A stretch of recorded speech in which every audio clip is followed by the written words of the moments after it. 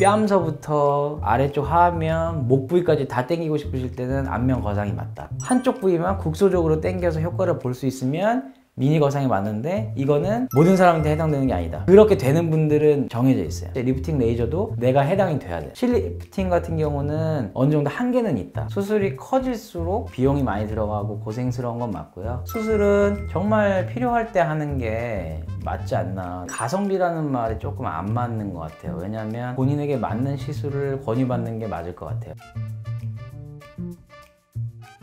수술은 안면 거상술이 있고 미니 거상술이라고 절개창을 좀 작게 돼서 하는 수술 방법이 있고, 여기까지는 이제 수술인 거고요. 수술과 시술의 중간 개념이 이제 실리프팅이 되는 거죠. 가시가 달린 실, 길이의 차이를 두는 실들을 통해서 당겨서 올리는 거죠. 여기까지는 이제 물리적인 거죠. 직접 당겨서 거는 거니까요. 그럼 이제 그 다음에는 기계를 이용한 리프팅 장비들이 있는데, 시술을 정하고 오시는 분들이 많아요. 보통 이제 리프팅 레이저가 많죠. 저희가 가지고 있는 것만 좀 설명을 드리면, 국산에 슈링크가 있고 외제에 울세라가 있어요. 근데 두 원리는 똑같습니다. 여기는 하이프라고 초음파 장비거든요. 한 곳으로 열을 좀 집중시키면 열이 발생해서 열점이 꽂혀요. 어느 층에다가 열을 꽂아주면 고기가 불판에 올라가면 약간 짜가르잖아요. 그 수축한 부위, 손상을 입은 부위가 다시 재생이 되면서 새로운 콜라겐이 생겨요. 저는 엄밀히 말하면 타이트닝이라고 그때도 말씀드렸던 것 같아요. 짜부라드는 거거든요. 그러면 샷수를 무한정 늘릴 수 있는 것도 아니고, 환자분께 개개인에 맞는 샷, 필요한 부위만 해야 되거든요. 탄력은 있으신데 좀 볼륨감이 있어서 쳐시는 분들, 그런 경우에는 이 시술이 맞죠. 근데 그냥 피부만 너무 늘어지고 안에 지방은 하나도 없는 약간 쭈글쭈글한 그런 피부에다가 울세라나 슈링크 아무리 때려본들 해당 사항이 없죠. 실리프팅 되는 경우도 한계가 있어요. 실리프팅은 조금 중년분들 중에서도 젊은 분들이 맞다고 생각하는 게, 제가 예전에 그런 말씀 드린 적이 있을 거예요. 유지인대가 되게 중요하다. 스마스가 좀 단단하고 질긴 조직인데 그들을 잡고 있는 게 유지인대거든요. 이 두 개를 다 어떻게든 손을 봐야 돼요. 결국엔 유지인대가 처질 때도 어느 정도 잡아주지만, 반대로 그 친구들을 끌어 잡아 당길 때도 유지인대 때문에 안 온다고 말씀드렸잖아요. 실리프팅은 더 답답하죠. 그런 의미에서는 단단한 조직은 이 바깥쪽이 다 단단하거든요. 당겨서 걸어야 돼요. 가시가 어느 정도까지 버틸지는 사실 사람마다 다르죠.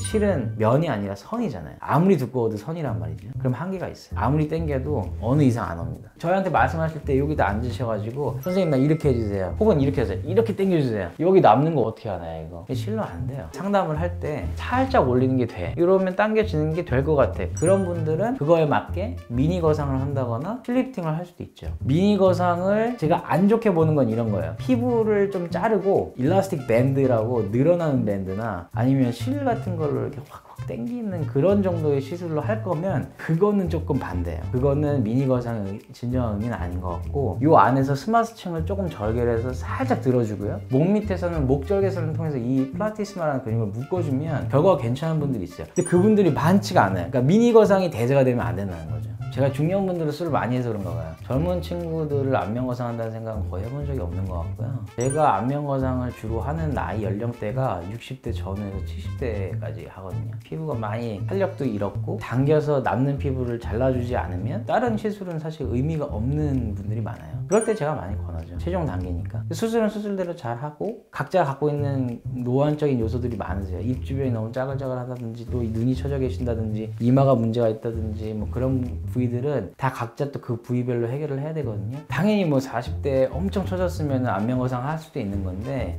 일단은 간단하게 당겨질 수 있는, 피부가 절제가 필요하지 않은데 살짝 당겨지는 분들은 실리프팅 권할 수 있다고 봐요. 근데 실리프팅은 한계가 조금 명확합니다. 확 안 당겨질 수도 있고, 너무 당기면 좀 약간 부자연스러운 당김이 있을 수 있다. 잔주름의 효과가 좀 있는 모공이랑 시크릿 레이저라고 그 고주파 니들링이거든요. 피부에다 직접 찔러서 열을 주면 그 자체도 좀 판판하게 펴지는. 근데 그런 분들을 예를 들어서 60대 한 중후반에 피부가 많이 늘어지신 분한테 바늘로 찔러서 열 준들 그게 쫙 펴져서 올라가진 않거든요. 그럼 그런 분들은 어떻게 되냐? 결국엔 수술을 해야 돼요. 설명은 결국 복잡하게 드렸지만, 상담 받으셨을 때 이거 무조건 된다 이건 없어요. 원리, 논리 이게 맞아야 돼요. 그래야 좀 헛돈 쓰지 않으시고 충분하게 효과를 보실 수 있다.